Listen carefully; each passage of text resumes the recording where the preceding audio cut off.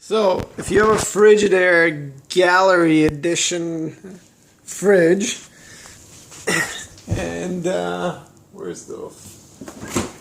There we go.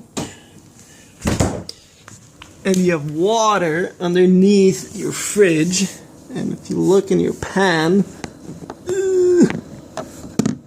and there's water coming out of that hose right there, you potentially could have a problem with a leaky water filter.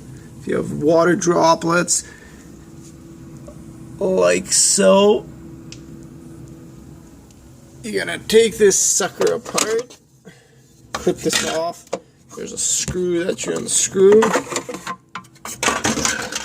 In our situation, it's this hose right here. Okay, ready? Yeah, okay. So, yeah, that could be your problem.